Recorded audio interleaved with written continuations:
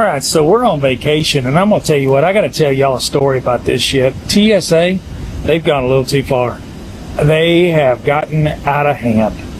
So we had to fly to Orlando so we could get on our cruise ship, and TSA picked me out, big old country redneck, to do a pat down. Well, I've been pat down by the cops before. This dude rubbed my nuts twice. I'm like, man, I told him, I said, dude, I'm going to need a kiss if you're going to keep doing this shit. I'm telling you what, they got a little much. I feel violated. Hell, I need dinner. Shit, I mean, I don't know, man. He got down on his knees, had his bald head right there in my crotch, and when he grabbed a hold of the backside, man, I like to freaked out as he's rubbing my ass, and man, I don't know what to do. Dude was getting ready to go on his prowl or something, man, but listen, I hope you sure are wearing your special underwear when you go through the TSA line in DFW airport, because them old boys, when they rub you down, shit, they cop a feel. Hell, I thought he was going to try to stick a finger in my starfish. Scared the hell out of me. But listen, we on vacation now. I'm going to try to take a cold shower and forget about the molestation that TSA did, because I feel violated, y'all. I just had to share that. Alright, so I'm going through TSA check-in, right? So I'm checking in, and you gotta go through the screening process, right? So this is the first time this shit's ever happened to me. First time it's ever happened to me. So I make it through the x-ray, right? And for some reason, it's normal, right? And I always gotta get patted down. Except this time, the first time ever, I had to get patted down on my crotch. Yeah. So, yeah, I could have done it privately, but I chose publicly because I was in the military, so it is what the fuck it is. But what the fuck am I hiding in my crotch, though? That's what I want to know. What do people hide in their crotch? What? Bro, imagine having to throw your phone away.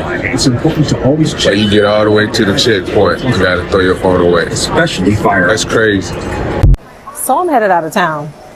And I saw this video on TikTok and Instagram where it was talking about, oh, they can see all your information once you get pre-check and all that sort of stuff. Y'all see this pre-check line?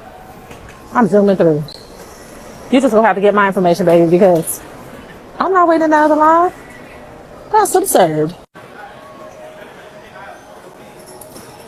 Let us not also forget that, you have to take your shoes off of the regular line. Hey, Rattler. Period. Go back to what I was saying. Let's not forget that you have to take your shoes off. And that takes extra time. They had 10 damn lanes over there in the regular line, and it was still going slow as snails. No. Take my info. Whatever you need. Just get me out of here. As my friends make it through TSA, I'll just have a beverage before my flight. Whatever you gotta do, take my information. Just get me out of here. So today I learned that you can take a razor, like a shaving razor, on your carry-on on a flight. I'm gonna tell you right now, the person that decided that has never seen the speed at which 14 to 21-year-old me disassembled a razor. I loved Fruit Ninja. I was good at it. Playing the old violin. I was a Gillette vet, if you will. So, yeah, I just think that's kind of crazy. But I am glad that when I'm on an island, I can shave pussy. I think TSA officers have to be mean. That is a prerequisite for that job. I just came back from Seattle, where all the TSA officers were super chill and friendly. I gave my ID to one of them, and he asked me how I was. Why do you care? Is that important? Is that necessary to ask everyone coming through this line? Because if you didn't ask that, I think we'd be moving a lot quicker. I know that we're pretty distracted right now by Donald Trump and Elon Musk's breakup, but did you see the latest TSA report about their Wi-Fi and their power outlets being hacked by bad actors? And therefore, if they're used by any of us, it could compromise our devices and data. I really wish I was kidding, but really, TSA warns of new airport security risk. Passengers could wind up in trouble without even knowing. This just came out June 4th. And you can read this. There's quite a bit of articles that have come out about this right now, but they talk about how passengers waiting for their flights around the world will use, power outlets to charge their devices. But now the TSA is warning people against using this and making this a common activity. Literally, TSA has said on their Facebook, you can go and see this for yourself. They're saying when you're at an airport, any of the airports, do not plug your phone directly into a USB port. TSA is also warning us against using the free public Wi-Fis at airports around the nation. There's a lot of cybersecurity experts that are saying that there are bad actors out there trying to harm other people and get their data, whether it be from text messages or, data that they might have in their devices. But it could also be as they're in the midst of purchasing something, they can actually grab that data as well and use it for their own benefit. TSA is saying hackers on the same network can intercept your online activities, including banking information, login credentials, and personal messages. And that these people are purchasing very cheap tickets and then kind of camping out at different airports and trying to take as much data from people as possible. TSA is now asking people to come to the airports with charged devices as much as possible and have your own personal charging port that you can use off network without plugging in anything directly into the ports, and not to use the Wi-Fi, especially if you're going to purchase anything or any personal information is stored on it or going to come up or be used. Might want to chill out on that or have kind of a VPN or some type of secure Wi-Fi hotspot yourself that you use. This is what happens when you try to fly now without a real ID. Okay. I mean, just have you come over here from. So they're pulling me to the side because I don't have a real ID or anything on there so I can see you. So, pull me to the side. Then I gotta wait. They kept me waiting for about 10 minutes. Good. We'll do a quick test on your hands, okay? Okay. They swabbed both of my hands.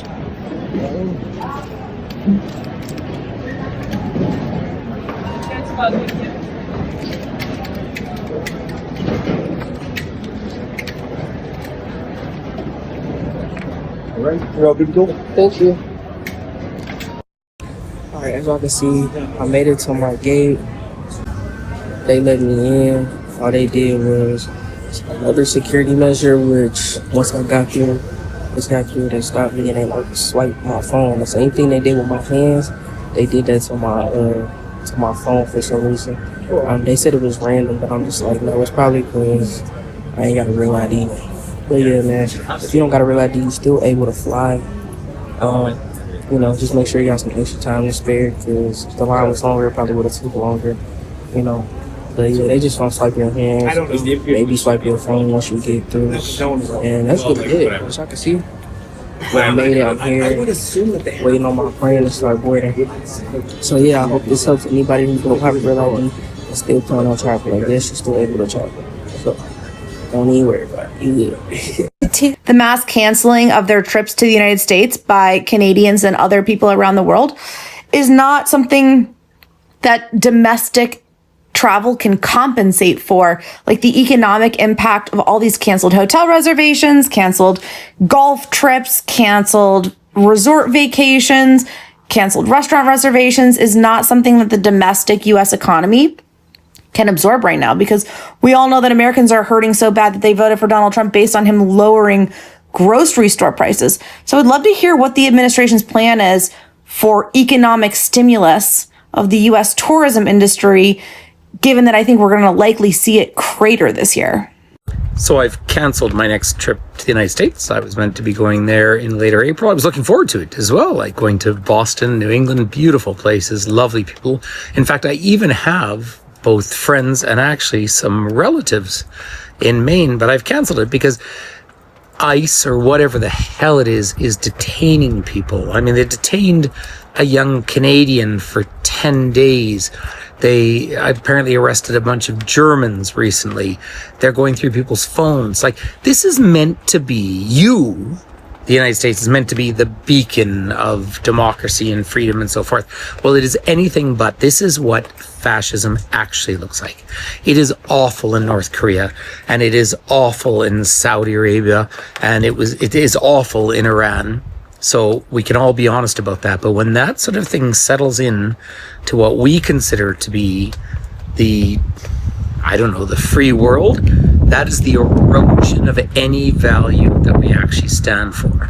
So I bring business to the United States, right? I run tours. Well, I'm not going to now. It's shocking, but I woke up 3 days in a row worrying about flying down there. And then I talked to someone I know kind of on the inside who said, don't fly in if you're not an American citizen. Like, this is how terrible it is at the moment. So it's sad and it's shocking, but hey, I'm off to Europe in a few days. I can fly down to South America, a lot of beautiful places. And American friends are welcome up here. Absolutely. But if you're going to come up and wave a Trump flag, then, don't bother. It's 11 p.m. in New York City, and I've had at least 20 people ask me, where are the parties? Where's the restaurants open past 11? New York City, we got to fix this up. We got to fix this up. This is a city that don't sleep, and you got people from all over the world coming here. And they said this shit is dead. Fix it, Jesus. We gotta bring New York back, baby. All my club owners. Shit is whack. I got people from Italy, Spain. I met some people from Portugal. They said it's whack. We gotta bring New York back. We gotta figure out something. The money is not really getting to where it needs to get to. People wanna spend it, but they don't know where to go. They don't know what to do. We gotta do better. We gotta figure this out. This ain't New York. New York's supposed to be clicking. People shouldn't be asking me, where's it at? They should know.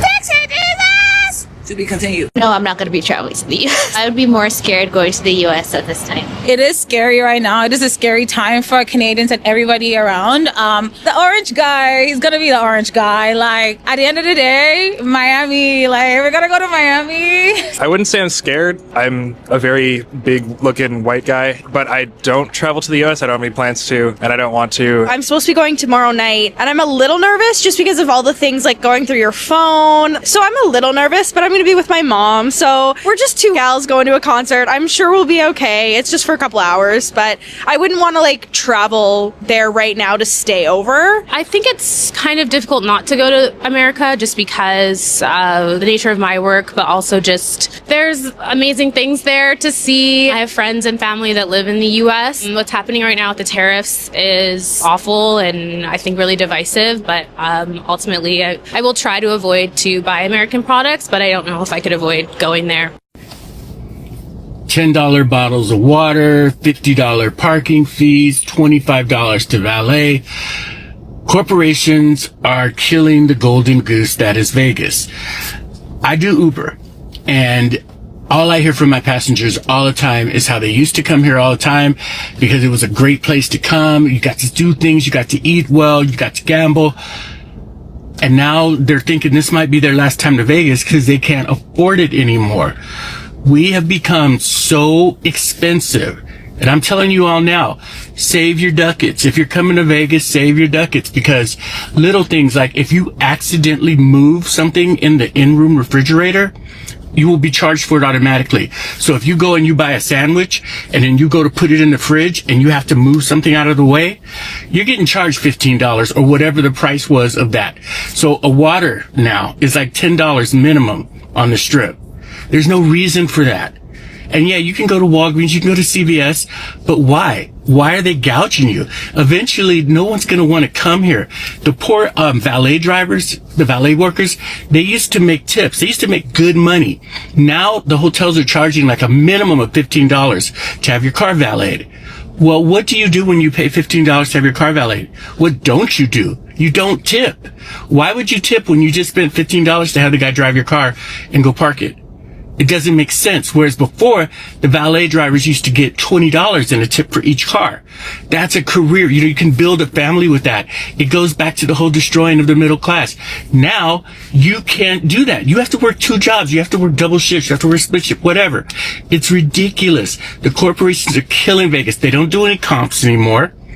So let's say you get bad service, you would go to the front desk, you'd be like, yo, I'm not happy with this. And you would get a comp. They'd hand you like something. Go have a steak. Here's this ticket to a show. We're so sorry. Now it's like, oh, well, what? They took out all of the coffee machines in the rooms. So you used to be able to make yourself a cup of coffee and start your day. Now, every hotel has a Starbucks that charges $1 to $2 more for everything than they do anywhere else. And you have to go there and stand in a long line. The penny pinching, the cost cutting, the nickel and diming, the gouging is killing Vegas. And F1 is coming. It's only going to get worse. By the time that F1 comes here, a bottle of water costs $40. You know, who knows? Breakfast here is $100 for eggs.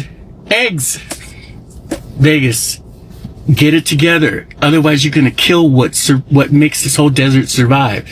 That, you know, price your way out of existence. But folks, come to Vegas, just save your ducats and get off the strip. So do you want to know if it's true that New York City is empty? It's kind of empty. The time of a day, there's hundreds and thousands of people passing around. And what I find completely esperpentine is this beautiful building made of luggage. And I mean, it's really esperpentine. If you think about what is going on right now, people in Gaza not being able to have food, but still we worship this kind of, I don't know. But things are changing, man, because New York City is empty. So remember all those people that said that people were going to stop coming to Florida? People were going to stop vacationing to Florida? And, you know, all that jazz. Because I sure as hell remember it. Watch this. This is about Palm Beach County, where I live. In Palm Beach County is off to a record-breaking start this year. Discover that Palm Beach is celebrating its historic first quarter numbers for Travel Rally Day. The first 3 months of the year brought more than 3 million visitors. That's up more than 8% from... Stunning images of near-empty passenger planes are popping up on social media. These international flights have many tourists flying to the USA practically alone. Shauna Massengill flew from London to Chicago. Look, barely anyone on board. This is really shocking. I've never been on a flight like that. This flight from Toronto to New York is also practically empty. And a flight from Toronto to Fort Myers, row after row of empty seats. Here in California, international travel is predicted to decline by 9% this year, driven by higher tariffs imposed by the Trump administration and negative sentiment toward the U.S. The drop in numbers of Europeans traveling to the U.S. is staggering, and depending on the country, it's down as much as 42% over last year. That's just Europeans not traveling to the U.S. Here in New York, tourism is also being hit big time, once again driven by negative sentiment toward the USA. This year, 400,000 fewer tourists are... When capitalism no longer lets people feel escapism, that's when it starts to die. Vegas used to be like this capitalist bastion. Like, it is just a city that's made out of advertisements, and it's just is made to just push endorphins and serotonin into your body. Whether it's like gambling, drinking, you know, SW. And I remember going to Vegas for the first time when I was 23 years old. I was with my cousin and my brother. We did hotel roulette. So $20. We got a 5-star hotel for a night. They ended up being racist to us. So we ended up getting bottle service for free. And for like $100 between 3 people, we were able to just have this almost like capitalist catharsis where we could eat as much as we want, drink as much as we want. And that just doesn't exist anymore in Vegas. everything is just so prohibitively expensive. Like buffets are over $80. Even just to park on the strip was $20 for an hour. And it shows when like capitalism goes to this extreme, then you just realize that capitalism is just exploitation. But that's why like Vegas is dying. Like we're in a recession. There's nothing more than people wanting to escape during a recession. So like if Vegas just lowered their prices, people would come and fall into the same traps of gambling and losing their money, but they would be happy to do so. But when you can see the exploitation, then there ends up being a resentment against the system for taking from us. And there's this compounding factor. Like I know so many of us this year are okay with not going to EDC next year because Vegas itself was just too expensive. When you don't even have like a coffee maker in the room or a microwave, it makes people want to like push back on the system. A small coffee in the hotel should not be $8.50. If I have caffeine in my system, I'm going to want to go and make some bad decisions. But because I see you trying to drain me of my money, I'm going to hold on to it. And this is not just Vegas. We're seeing this literally everywhere in LA, in New York, Chicago, SF, Seattle. And it ends up hurting everybody. It ends up hurting the business, it ends up hurting the people, it ends up hurting the community. And so I think we're going to see a lot of counter-programming start to pop up in the next 3 to 5 years against these big kind of corporate locations. What's a real ID? And how can you tell me my license, who is me, is no longer valid? As many of you know, the deadline to issue yourself a real ID was 2 days ago. The TSA has fortunately pushed back the deadline again, making it non-enforceable until May 6, 2027. The real ID was suggested by the Homeland Security Office 20 years ago. And it's this administration that's trying to enforce the real ID as of this year. I think the biggest confusion comes with the government not really thoroughly explaining what real ID is and why we need real ID. Real ID Act of 2005 is an act of Congress that establishes requirements that driver's licenses and identification cards issued by U.S. states and territories must satisfy to be accepted for accessing federal government facilities, nuclear power plants, and boarding airline flights within the United States. And one might ask themselves, well, why do I need to enter a nuclear power plant? Some are suggesting that that is rooted in trying to suss out migrants, suss out illegals for them not being able to issue themselves a new ID. But due to the mayhem that it was causing with many Americans saying, how is my driver's license that is literally me, that is issued by the state, all of a sudden not valid and not me? The program is kind of bogus. There's a bunch of elusiveness around it. But those of you who were freaking out that you didn't have a passport or that you do have a passport, you can still use your license until 2027. I am on the TSA blacklist, which means that every time I go to the airport, I get stopped. And every time I get stopped, I take a little picture. So today I thought we could go through them together and give them a rate. Let's do my most recent one. You can see I'm smiling because they're like, oh, you're randomly selected. 7 out of 10 because I just swapped my hands and that was about it. Okay, next one. This one was also randomly selected for my bag. I would give this one, that one's quick. I would give this one 8 out of 10. Okay, this one, they held me for 15 minutes. This is when I was going to Lebanon, and they had like a whole 15-minute conversation, which I was excluded out of, which is fine. So I would give this one 3 out of 10 because the 15 minutes, not necessary. This is one of my favorite ones. This is in Seattle. They cleared the whole line for me, and I felt so special. So this is a 10 out of 10. I felt like, they made the whole line for me, so that was really nice. So 10 out of 10.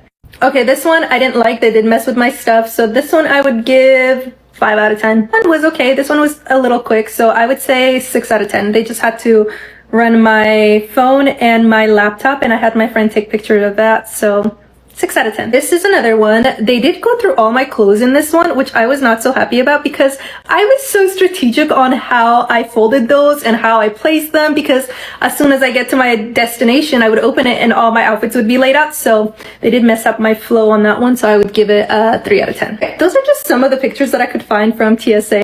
There's a bunch of other occasions that did happen, but I couldn't take a picture of it because one, I was solo traveling, or they had to take away my phone and all that stuff. But I do have a bunch of other fun stories when it comes to TSA and everything. I don't know, but I also know at the same time why I'm getting stopped at TSA, but might as well, if I can't change it, make light of it, and this is how I do it. If you're like me and you don't have a real ID yet, here's what actually happens at the airport. Okay, so once you pass the first TSA agent, the one who checks your ID, they hand you this red slip that says, your ID isn't real ID compliant. It wasn't scary, but I was like, so they give you a heads up and tell you to hold on to that slip, and they warn you that you might get randomly searched once you pass the next TSA agent. The process is kind of normal afterwards. I put myself in the bin, I walked to the body scanner with that red slip in my ID, and then when I got out, they just swabed my hands, and that was it. I flew out of SFO Terminal 1, and there's never really a line, so this whole process took me 5 minutes. I will say it was surprisingly chill, but we are in the first month, so I can't tell if they're being lenient right now or if it's going to get more strict later on. I don't know. I don't work at the airport. But I'm curious what you think. Will the red slip stay a casual warning, or will it turn into a you can't get on your flight type of deal? So whenever you go through TSA, apparently they can see everything. And when I say everything, I mean everything. So that has me wondering, essentially they're giving you an x-ray every single time that you're going through TSA. Aren't you constantly getting radiation like shot through your body? So like if you travel a lot, that does not sound healthy. Also, like if I broke a bone, let me just go through TSA real quick. I'm not paying no hospital bill. Do you see a broken femur in there? Oh, you do? Okay, let me go to the ER real quick. I'm just say this real quick, and I hope it reaches the right audience. Being a TSA agent is not an excuse to be rude and yelling at people. Okay? I know that you see a lot of people throughout the day. I know people might get on your nerves, but nobody asked you to do that job. I guarantee you were not recruited. You submitted an application and said that's what you wanted to do, and that comes with the job. You never know. It could be somebody's first flight experience and they don't know what to do. Last airport, you told them to take their laptop out. Now you want them to leave it in. Last time you told them to take their jacket off. Now you want them to leave it on. And then you hollering and screaming. That is not acceptable. Okay? Do better. Because I'm starting to call people out on that. Because somebody tried to do that to me. This man at this line told me to go over here. Then I'm walking over here and then somebody else is like, don't go. I said, well, he just told me to do that. And then he looked at the man and was like, oh, yeah. Find somebody else to yell at. But y'all really need to stop doing that. That is not okay. Bye.